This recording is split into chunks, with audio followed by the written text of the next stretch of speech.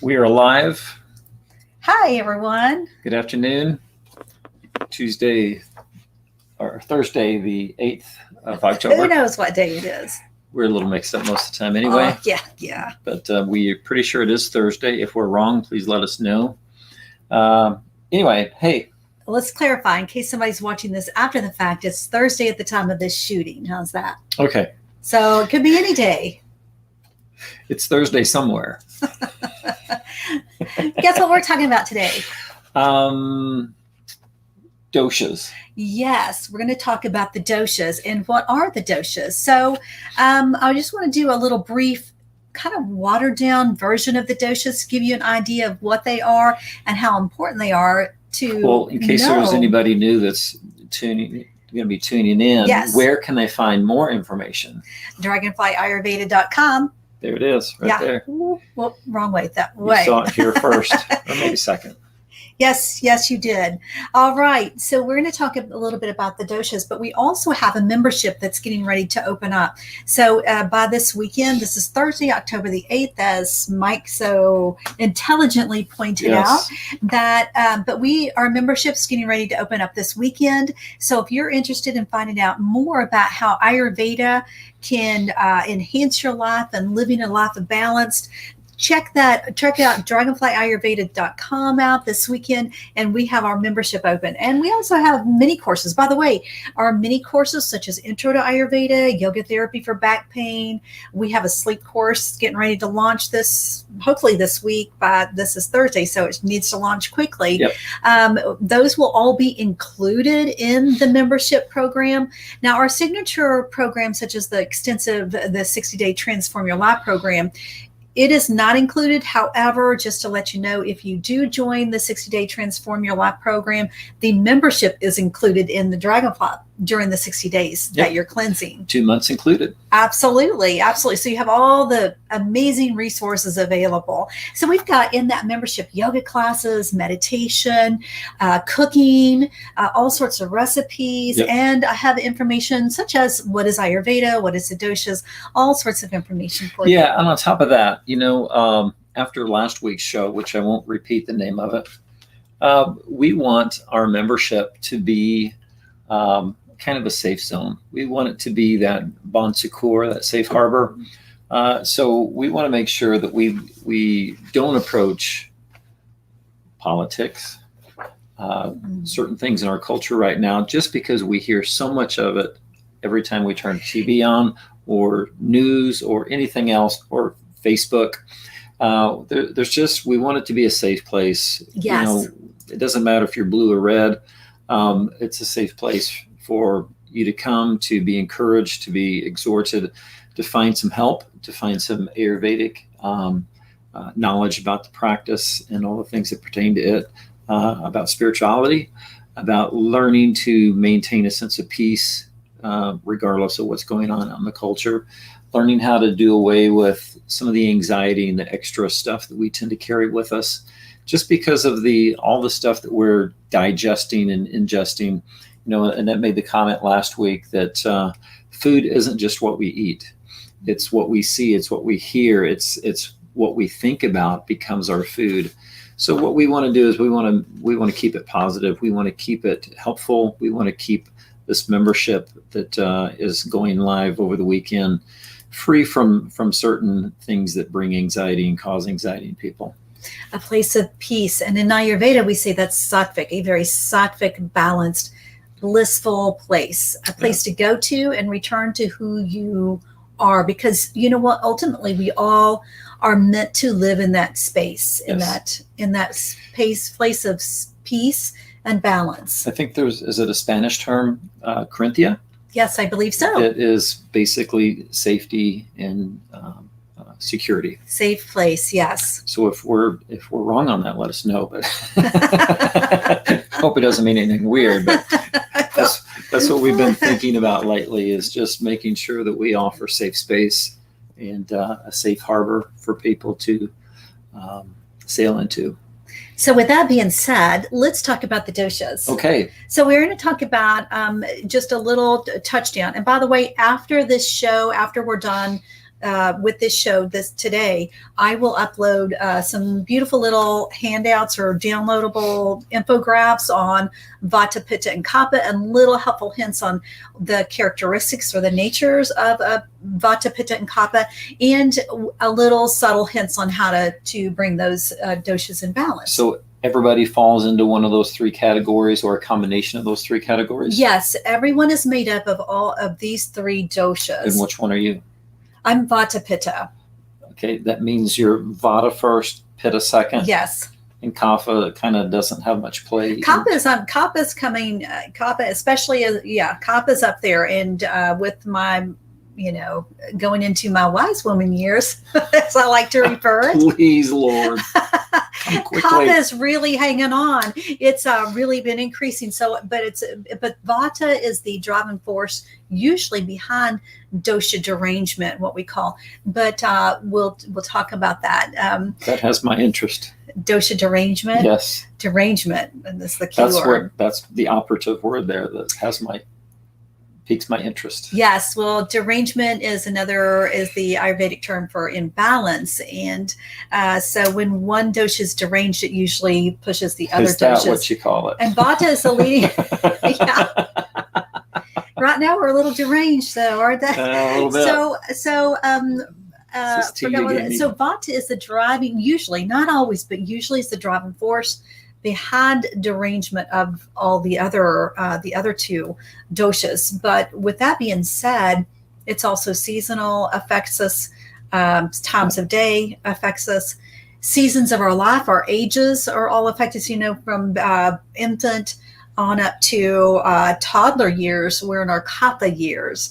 And then from, up into puberty, we're in our Kapha years. And once we hit puberty, on up all the way up into in ladies, menopausal years, and in men about this 50-ish time frame. Everyone's a little different there. You're in your Pitta years, so your productive Pitta years. So that's when you're producing things like children and stuff like that. And then after that, and generally with ladies, it's generally with ladies, there it is. I couldn't find the microphone. Generally with ladies, once we hit our menopausal years, then we are now entering our Vata years. Men about the same time period, somewhere in the 50-ish range. So again, we all approach this at different times. And so with that being said, knowing your Prakriti, your original doshic makeup, in your current state, and then the times of the day, the times of the seasons, and the times of your life can help give you clues on how to remain in balance. Okay.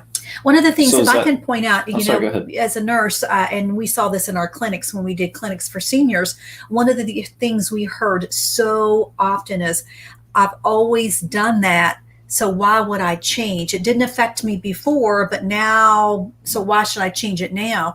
And one of the things, even, recently with your dad, I was trying to get him to stop drinking tea, and because he was having trouble sleeping at night and it was caffeinated. And his comment was always, well, I've always drank tea before. It didn't affect me before, so why should I do it now? Well, we are not the same today as we were yesterday, let alone 10, 20, 30 years ago, right? Things change, and we need to adjust our routines and the things that we do in order to remain in balance with our current state. When you said that, it reminded me of when we lived in Missouri. We had a nursing company, and we went into friendship centers and senior centers, and we would do different programs. One of the programs that we had was a foot care clinic. Mm-hmm. So we had these 80-year-old little old ladies, bless their hearts, coming to the clinic with their toes all gnarled up because they were wearing a size 6 shoe and they needed a size 8 shoe. Yeah. And so they said, I've always worn a size 6 shoe.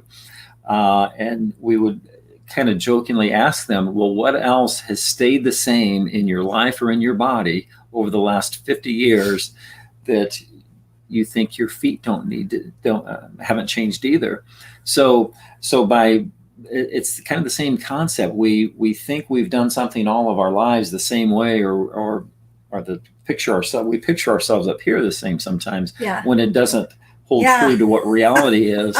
Don't we all do that? So, but you know, also things do culturally, change. that's cultural. When we talk about the age group that we were working with Mm-hmm. and the ladies, and I was a part of the end of that, I believe, that culture.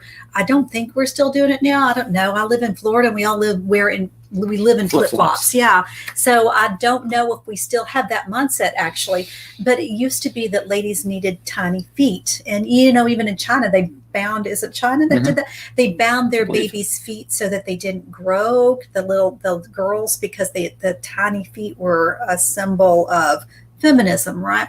And so kind of back in the 50s, 60s, 40s, 50s, and 60s, ladies were wearing high heels and they were wearing too small of shoes. And then what you get as a result of not accommodating your body is that you start getting deformities and you'll start seeing physical symptoms of it. So we saw a lot of physical symptoms, but they still had that mindset that their feet needed to be small. And so they were forcing their poor little feet into shoes that were too small. Huh. Yeah. And they were suffering the consequences of that. that. And even I have sensed that in the last 2-3 years. I've always been a meat and potatoes kind of guy. Mm-hmm. But over the last couple of years, I noticed that red meat affects me differently than it has the previously 29 years of my life.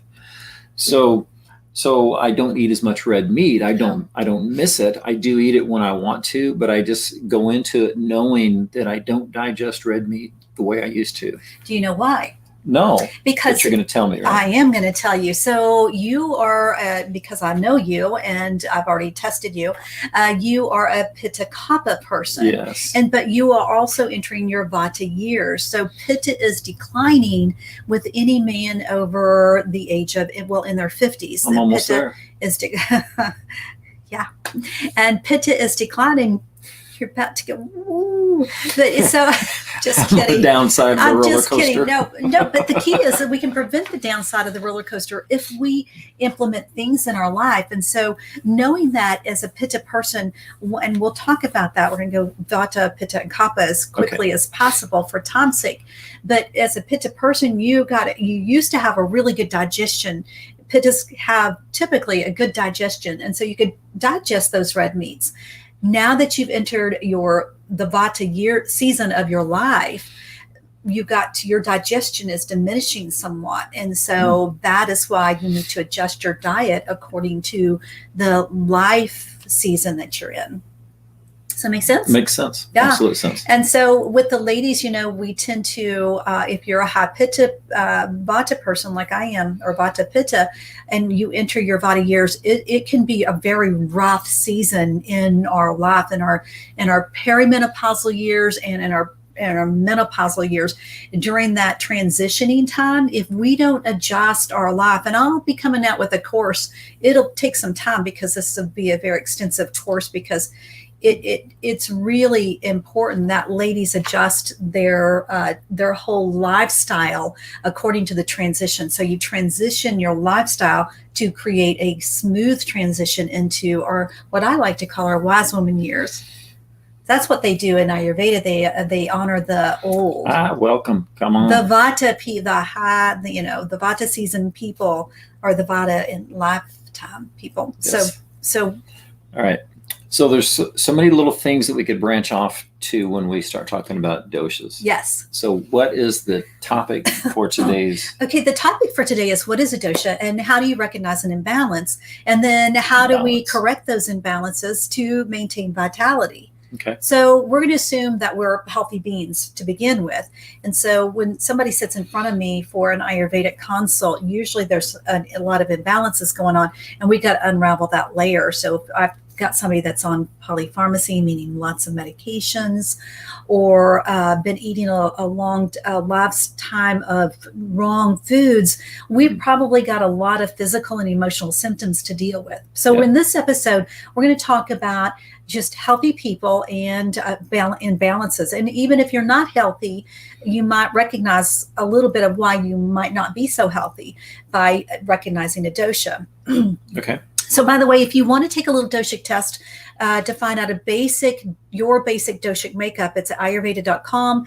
On the very, don't know what's on there right now, right at the moment, because we do have Dragonfly Ayurveda. Yeah, I think we have our cleanse information on the front page. Okay. Normally, on our front page is I believe it's there. I'll put it. I've got it in a blog. As a matter of fact, check out my blog. It's about the doshas, and in that end of that blog, there'll be a little link you can click on and find out your basic current doshic makeup. Now, keep in mind that is a very standard test, and it's not to take the place of an intensive Ayurvedic consult from a qualified Ayurvedic practitioner. So keep that in mind. It's a starting point, just like all of this information. So let's talk about Vata dosha. Okay. So we're made up of all three of these doshas, just different quantities of each dosha. So Vata dosha is made up of air and ether. So it's light, dry, and airy. It's like it's the energetic force. It's the like our heart beating. It's the movement. It's the force of movement. Typically, people that are very high Vata dosha are the artists, the writers, the musicians, the creative people. The dancers, everything with movement and creativeness usually is a high Vata person. Now, with Vata, we want to look at keeping them grounded, because as we know, the elements of Vata are ether and air. And so it's really important to keep them grounded. So what are some of the signs and symptoms that we might experience at the very first onset of a Vata imbalance? Can you take a guess if you think ether and air? I'm sorry. It's more up. I was reading. Oh, you weren't paying attention. I wasn't paying attention to you. Folks, that's a good example of the Vata years in action right here. Did you say something to me? Yeah. That would be one of the first signs and symptoms of your Vata being a little out of balance. Am I out of balance? When you can't pay attention, so for one of the first signs I've always say is, hey, when you start forgetting your car keys, first sign that your Vata is a little out of balance, you need to take a moment, stop, ground back in. I'm sorry. I was reading this, I thought it was a comment from somebody, but it's not. So I quit paying attention to you. Just FYI, that's always been there. It is? So yes, and that's another Vata imbalance, but that's okay. We'll It's that time of the year. We are in Vata season, by the way. It is at the time of this recording. I knew that. It isn't. There you go. It is October, and it is Vata season. So we are in Vata season. Then you add travel onto it, which is what we had been doing, was traveling around. That really increases Vata. So just factor in environmental, seasonal, life, your age. So I have an excuse. It's Vata overload. But we can. But you really don't, because you live with me. Yes, I do. And we can stop the imbalance before. Okay, how do you unbalance me if I have an imbalance? Okay, so first off, generally we need to remove distractions for a Vata person, get them grounded in. So I know we both pray and meditate the first thing in the morning. That would be a good thing to implement even in the afternoons. And so implementing some grounding time, some recentering, reconnecting back in, and then also watching your diet. I know what we ate today for lunch, which was a good, healthy, nourishing diet. So that I wouldn't think that would help create any imbalance. No. But which, by the way, you fixed, and it was fabulous. Yes, it was. Had langostinos in it. It's very good. I'm fabulous. And so, along with my cooking expertise. Yes, occasionally you do cook, and it's sometimes good. No, it's always good. I'm just kidding. So back to our topic. So the Vata we want to ground and nourish. We also want to think that also Vata is dry. And so when you're looking at Ayurveda, you're looking at what we call gunas, or qualities of something. So the qualities of air and ether are dry and airy. So to balance out that, you want to do opposite qualities. So what would the opposite qualities be of dry and airy? Wet and heavy. Well, yes. And so we want to think about oily and unctuous. Same thing. Right. And so we want to make sure you're getting like the beautiful oil of ghee. In Ayurveda, we love ghee. I love I love ghee. I use it when I cook and in place of butter when I'm buttering my bread, things like that. Use ghee any chance you get. As far as diet, we want to think oily and unctuous foods, but we want to make sure that the correct oily and unctuous foods, right? So you can go and get a greasy hamburger, and that's oily. That's not what we're talking about. You can go to McDonald's and get a greasy French fry. That's not what we're talking about. It's going to be the correct fat. So Yes. ghee. Avocados are beautiful, unctuous, and oily. Olive oil, and then we want to oil the skin, keep that dry skin oiled and nourished with the correct oils for the skin. Yes. I am nice and nourished. You're nourished. Yes, and so making sure we're doing those things on a physical level. As far as the other thing is making sure that our environment is conducive to grounding vata as well. So if we got a lot of noise on in the background, that can be increasing vata. We want to turn off the noise, listen to sweet, nice, calming, grounding music.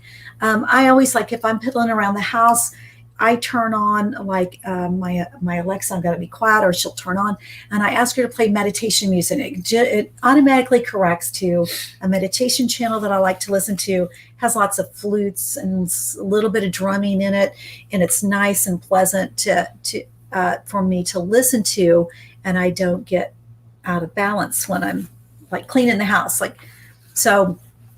Or fixing dinner. Fixing dinner is a really good time to play beautiful music, because you're infusing your energy into the foods that you're creating, and then you're serving it to your family. So it's real important to have grounded vata, because the energy that you put in is going to make the world of difference into how you nourish your family. So those are some very minor key things.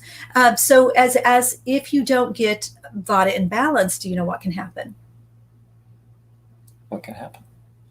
So if you let this go on long term and don't recognize the subtle signs that our body's always telling us that it needs to bring balance, then it can manifest into chronic diseases. And so high vata people will tend towards arthritis. They'll turn and constipation. So one of the very first signs of I was going to say that, but I didn't want to say it. Yeah, of a vata imbalance is constipation. You can have low back pain. So it might be manifested as low back pain, and then constipation. And so that's one of the first signs. And then physical. And then emotional can be a little anxiety or a little unease feeling in the feeling. And that's a sign that your vata is out of balance. So keeping really close attention to physical symptoms and emotional and mental symptoms is a very key factor in keeping our doshas in balance. And then correcting immediately, because if we live in a chronic state of imbalance, it will lead us to disease, and all disease is related to a dosha imbalance. And so we can do, this is a prevention. This is Ayurvedic prevention. And so if we put these in place from the get-go, we will never progress into disease. That would be mental illness and physical disease. So if we don't get our anxiety under control and ground our vata, it can lead into medication and even up into schizophrenia and bipolar. Wow. Yeah, it's that serious.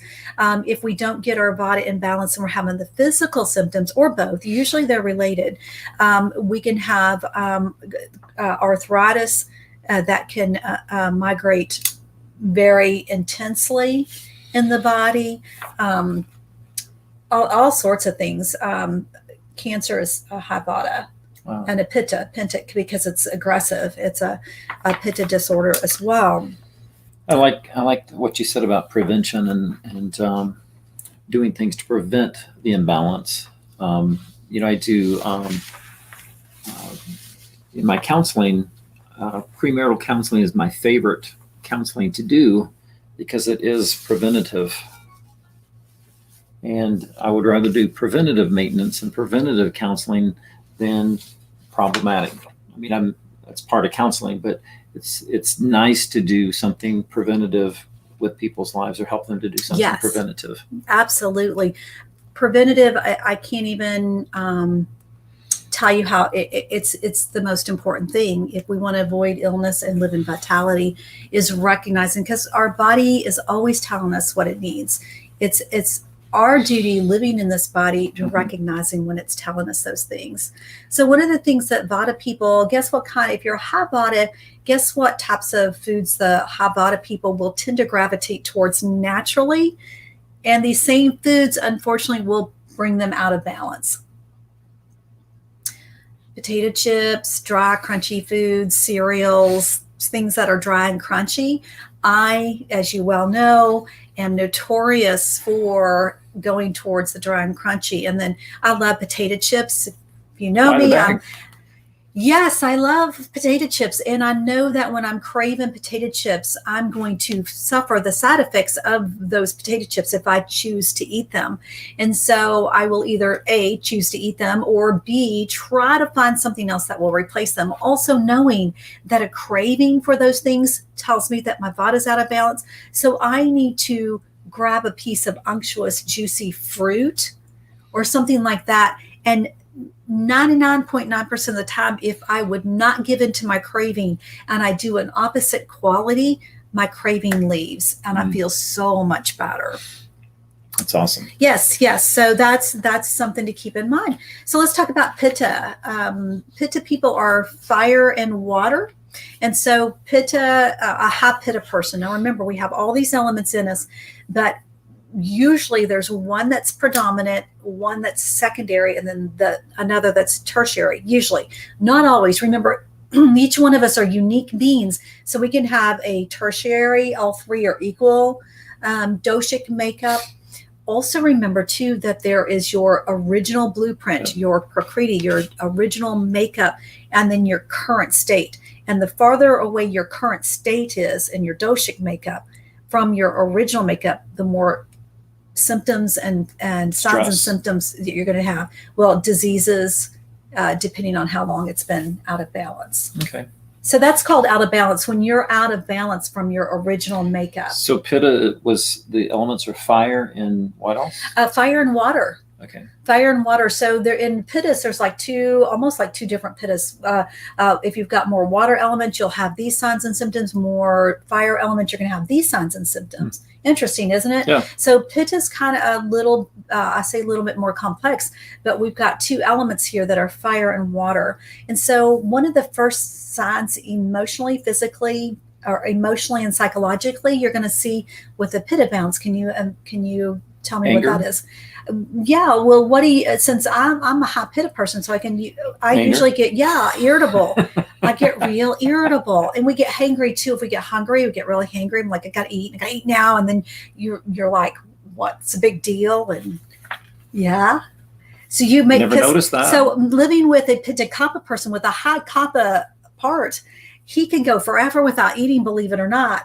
He also holds on to his food, and that's why he can maintain. So he can go forever without eating. And I'm like, stop, we got to eat now. And he's like, calm down. Yeah, I am. Please. Well, that's the worst thing you can say to, number one, a woman, and number two, a high Pitta person. So learning your doshic makeup of your partners is imperative to a healthy and good marriage, and learning how to communicate with them, and learning that there's signs of a doshic imbalance. You can help correct that, right? You're right. Yes, that's good. You're good answer. Right. Good answer. Good answer to a Pitta person. They're always right. I am just kidding, folks. All right. So Pitta is also the energy of transformation. We got to have Pitta if we're going to get anything done. Pittas are the doers and the achievers. In the Dragonfly plan, I call the Pitta people the achievers, and the Vata people the creative, because that's predominantly their feature. So the Pittas are the high CEO people are Pitta people, high Pitta people, and they're usually, very high. If they're the more successful, generally the more Pitta there is, because they got to focus and it's razor sharp, and they're moving forward and plowing everyone down in the process, right? Yes. All right. So as we just mentioned earlier, one of the first signs of a Pitta imbalance, can you tell me, since with the elements of fire and water, that's your first clue, the elements of fire and water, what are some of the first physical signs do you think will show up when a pitta is out of balance, starting to become out of balance, by the way. Diarrhea. Yes. Yes, you're going to the basil. There's a theme here. There's always a theme with us that's a little. Are you stuck in your root chakra? So, and another joke. We'll talk about the chakras some other time. But yes. So yes, diarrhea is a sign of one of the first signs of pitta. Yes, pitta is in the stomach, and by the way, vata is in the colon, and so that's if you want to look at body places for it. The actual doshas: indigestion, belching, rashes, and hypoglycemia are one of the first signs. And so hypoglycemia, by the way, is the hangry, like I'm hungry, gotta eat right now. You get a little lightheaded. Me and my sister, when we were younger, we used to say, but I gotta eat or gonna pass out. So we weren't joking. We had to eat. The other day, and I closed all the cabinets. I want to watch this show. It's like, I gotta eat or gonna pass out. You just get this kind of like, oh my gosh, I'm gonna die if I don't eat. But yeah. And so if we don't get that under control, this could manifest into heart disease, blood issues, leukemia is a high pitta disorder. So it's really important that we get this under control. If psychologically, I'm listening. That's when murder happens. I want to know what my future looks like. That's when murder happens, when you don't keep a pitta under control and it's chronically out of balance. I'm just kidding. That has to be deep within your makeup to be able to do something like that. But seriously, it is an anger of when you murder somebody. That is definitely a violent, angry issue. That is high pitta out of balance. I'm not saying that when your pitta is out of balance, you're going to do those things, but I'm saying that is an example, extreme example of an imbalance. But you've thought about it. Oh, pittas will always think about it. So that is another thing to keep in mind. So when you first signs of pitta imbalance could be emotional symptoms would be irritation. And so the first one time, like I was in the house one time, and this is back when we watched the news, and we would just leave the news on or the TV going. And I was like, I think I was cleaning and like, oh, I'm so mad. And I don't know why I'm getting so mad. And I realized it was the sounds that I was hearing from the television and just the negativity that was constantly subconsciously. I wasn't even paying attention to it. It was just the noise of it. And even now, I don't even listen to the radio hardly anymore because I don't like a lot of talking on the radio. If I'm going to listen to the radio, I just want music. And so I don't even listen to the radio very much anymore because of my pitta. It just starts getting me irritable. And the last thing we need right now on the road is more irritation, right? Mm-hmm. And so we want to remain calm while we're driving. So I recognize that sounds really affect me now. And that's part of being in my Vata years. By the way, when I was younger, I had it loud. But now that I'm in my Vata years, that tends to irritate me. So I turn off the sound so I can be more peaceful when I'm driving. So recognizing little subtle things like that. All right. So let's move along. We're running out. Oh, we are. We always do this. So takeaway for pitta is cooling. Cool down. Take the time to breathe. There's all sorts of pranayama practices, which is breath practice. All these things we can implement into our life to cool your pitta down and help you remain calm and balanced and in a blissful state or in a balanced state. Okay. A lot of vitality. Now let's talk about kapha. Let's talk about kapha. Okay, so kapha is a substance, and so it's earth and water. Okay. So it shares the water element with the pitta, but it's earth and water, predominantly earth. So it's solid and heavy. And so kapha people are real solid. They're hard to change. And living with a kapha man, they can be stubborn. They're solid, like you can't move them forward. I'm gonna shoot his pitta element way up there, and his kapha is going to let go. But so they're hard to like. They like stability, but they are normally stable people themselves, and so they give good hugs.